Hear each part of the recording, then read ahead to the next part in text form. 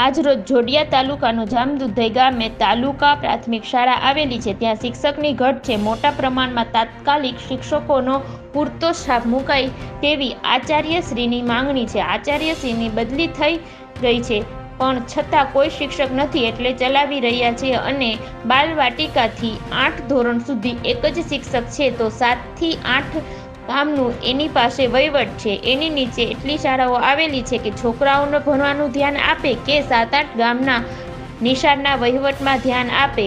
બીજી બાજુ કે મતદાન સુધારણા પછી બીજું કોઈ કામગીરી આવે એ પણ એને કરવાની હોય છે. તો જેમ બને એમ તાત્કાલિક જામદુધઈ ગામે 2 ગામના છોકરાઓ એક જ શાળામાં ભણી રહ્યા છે, તો જેમ બને તેમ તાત્કાલિક શિક્ષકની ભરતી કરવા વિનંતી કરવામાં આવી છે. રિપોર્ટર દામજીભાઈ વેકરિયા. આ કયું ગામ છે? જામદુધઈ, જોડિયા તાલુકો, જામનગર જિલ્લો. હા, અને તમે આમાં તમારી ફરજ શું છે? હું શ્રી જામદુધઈ તાલુકા શાળામાં આચાર્ય તરીકે ફરજ બજાવું છું. હા, તો અહીંયા કેટલા શિક્ષક છે? શાળામાં હાલ હું એક જ શિક્ષક કાર્યરત છું અને મારી પણ ઓલરેડી જિલ્લા ફેર બદલી થઈ ગયેલ છે, પરંતુ સ્ટાફના અભાવના કારણે હું પણ છૂટો નથી થઈ શક્યો.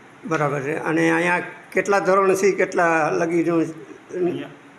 અમારી શાળામાં બાલવાટિકાથી લઈ અને ધોરણ 8 સુધીના બાળકો અભ્યાસ કરે છે.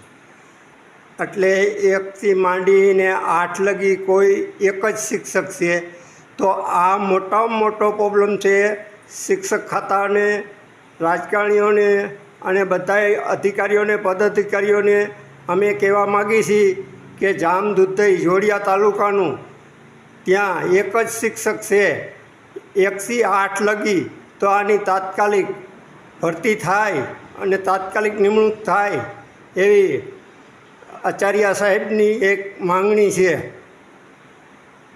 બોલો, બીજું કાંઈ તમારે બોલવાનું?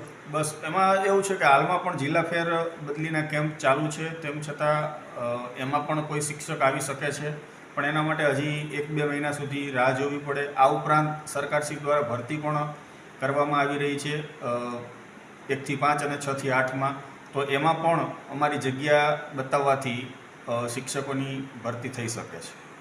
બરાબર છે, પણ અત્યારે તો તમને તકલીફ જ ખરી ને કે તમારે કયું પેપર કે કયું લેસન કે ક્યારે કયું દેવું, આ બધું અઘરું કહેવાય ને સાહેબ? હા, છેલ્લા 29 ફેબ્રુઆરીથી શાળામાં હું એક જ શિક્ષક છું અને તમામ પ્રકારની જે એકમ કસોટીઓ છે, સત્રાંત પરીક્ષાના જે પેપર છે એ જોવા, એની ઓનલાઈન એન્ટ્રી કરવી, રિઝલ્ટ બનાવવા, બાળકોના શિષ્યવૃત્તિની કામગીરી કરવી, તમામ કામગીરી મારે એકને જ કરવાની થાય છે.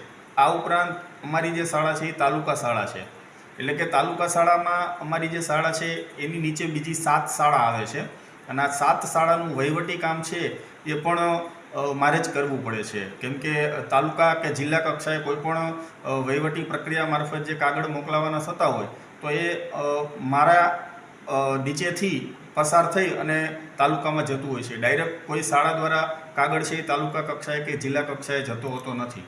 આ સિવાય બીજું એક એ પણ જણાવવાનું કે હું ગણિત વિજ્ઞાન શિક્ષક છું, શાળામાં એક જ શિક્ષક છું, આચાર્ય છું અને આ સાથે BLOની પણ ફરજ બજાવું છું, બૂથ લેવલ ઓફિસરની.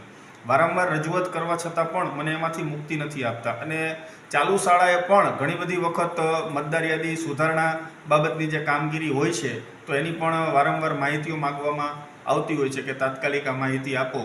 મેં વારંવાર રજૂઆત કરવા છતાં પણ મને એમાંથી મુક્તિ આપેલ નથી. બરાબર છે, તો તમે છોકરાઓને ભણાવવામાં ધ્યાન અપાતું નથી પૂરતું, એટલે આ તમારા માટે મોટામાં મોટી તકલીફ છે. તો આની જેમ બને એમ તાત્કાલિક નવા શિક્ષક, કેટલા શિક્ષક આશરે જોશે સાહેબ? શાળાના મંજૂર મહેકમ મુજબ 1 થી 5માં 2 શિક્ષક અને 6 થી 8માં 3 શિક્ષક, એમ કુલ 5 શિક્ષકની જરૂરિયાત છે. આ 5 થી 6 શિક્ષકની જરૂર છે, તો તેના બદલે તમે એક જ ચલાવો છો? અને મારી પણ બદલી થઈ ગયેલ છે, એટલે વહીવટી પ્રક્રિયાના નિયમ મુજબ જોઈએ તો શાળા છે એ શૂન્ય શિક્ષકવાળી ગણાય છે, કેમ કે મારી જગ્યા પણ ઓલરેડી ખાલી જ બતાવે છે, કેમ કે આ તો કોઈ છે નહીં, એટલા માટે હું અહીંથી જઈ નથી શકતો. આભાર તમારો, આટલું કામ કરો છો તો ધન્યવાદ ને આભાર.